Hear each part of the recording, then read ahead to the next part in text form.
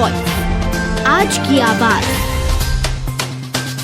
इंदौर नगर निगम में एमआईसी की बैठक शनिवार को आयोजित हुई। इस बैठक में शहर हित से जुड़े कई अहम मुद्दों पर चर्चा की गई। इस दौरान शहर के नवागत निगम आयुक्त शिवम वर्मा भी बैठक में शामिल हुए।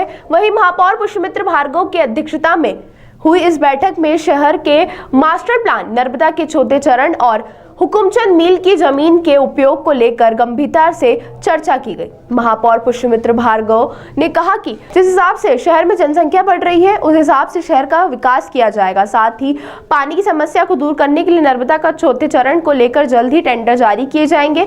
इस काम में 1500 करोड़ रुपए खर्च किए जाएंगे। इसके साथ ही हुकुमचंद की मील की जमीन पर कोई ऐसा प्रोजेक्ट लाया जाएगा जिससे शहरवासियों को फायदा मिले। इस प्रोजेक्ट से नगर निगम को भी अच्छा राजस्व मिलेगा। इसके अलावा शहर के बाईपास पर मौजूद सर्विस रोड को भी चौड़ा करने के लिए काम जल्द ही शुरू किए जाएंगे। महापौर ने साफ किया है कि आदर्शन आचार संहिता से काम प्रभावित न हो, इसको लेकर भी तैयारियां की जा रही हैं। आचार संहिता बहुत जल्द लगने वाली है, पर उसके पहले आज की ये बहुत महत्वपूर्ण एमआईसी कई दृष्टि से इंदौर के भविष्य को लिए, इंदौर की नई दिशा के लिए बहुत महत्वपूर्ण रही। एक, नर्मदा जी का चौथा चरण इंदौर आए, इसका संकल्प भी हमने लिया था, इसकी शुरुआत भी इस परिषद ने की थी। कल नर्मदा जी के चौथे चरण को इंदौर लाने के लिए अमृत 2 का टेंडर हमने लगा दिया है। उसकी कई सारी डिटेल्स हैं जो मैं आपको अभी बताऊंगा।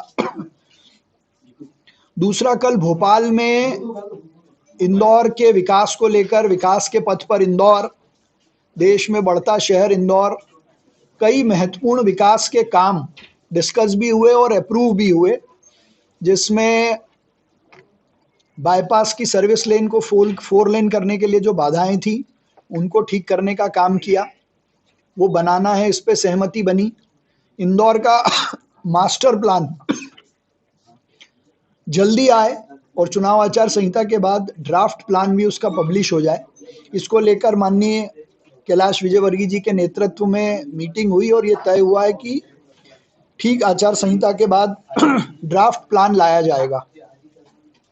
मैं प्रदेश के यशस्वी मुख्यमंत्री डॉक्टर मोहन यादव जी का बहुत विशेष रूप से धन्यवाद, अभिनंदन करता हूं कि मां नर्मदा जी के चौथे चरण को लाने के काम को उन्होंने अप्रूव किया। साथ ही हुकुमचंद मील के जो मजदूर थे उनको उनका हक दिलाने के साथ साथ वहां एक अच्छा प्रोजेक्ट बने, इसको लेकर मध्य प्रदेश सरकार, हाउसिंग बोर्ड और नगर निगम के बीच में मुझे लगता है कि ये बहुत दुखद है। इस शहर के लिए उन्होंने बहुत किया है और मुझे लगता है कि ये उनको सच्ची श्रद्धांजलि होगी कि उनके शुरू किए हुए फेज 1 फेज 2 की अब आज जो स्थिति है, उसके बाद चौथा चरण लाने का टेंडर उसी दिन हुआ जिस दिन वो दिवंगत हुए। नर्मदा जी के चौथे चरण में लगभग 1500 करोड़ से ज्यादा का खर्चा आएगा, जो 3 हिस्सों में अलग अलग बटेगा। लगभग 20% केंद्र सरकार, 57% मध्य प्रदेश सरकार और बचा हुआ हिस्सा हम बियर करेंगे। पूर्ण एमओयू होना था, उसकी शर्तें लगभग तय होकर आज हमने उसको इस एमआईसी से नगर निगम के पार्ट पर अप्रूव किया है, जिसमें टोटल प्रॉफिट का 50% हिस्सा इंदौर नगर निगम को मिलेगा। वो पैसे के रूप में भी हो सकता है या प्रोजेक्ट में से हम जमीन भी ले सकते हैं। तीसरा महत्वपूर्ण काम हमने आज की एमआईसी में किया है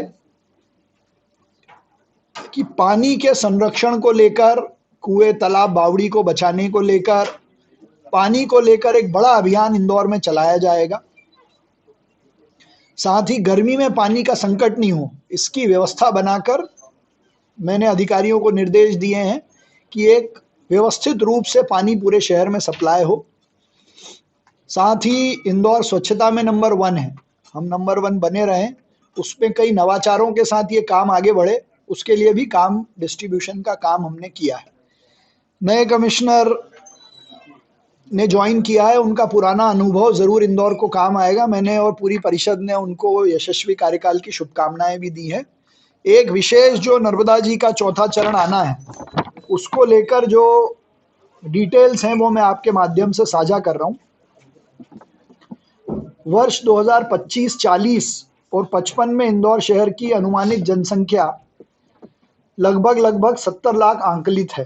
उस दृष्टि से तैयारी करने के लिए 400 mld अतिरिक्त पानी हमको लगेगा और ये 400 mld पानी चौथे चरण में नया पंपिंग स्टेशन, उसका ट्रीटमेंट स्टेशन और इंदौर तक की लाइन और फिर यहाँ पे डिस्ट्रीब्यूशन का काम अलग अलग पैकेजेस में होगा। उन तीनों पैकेजेस का टेंडर हमने कर दिया है।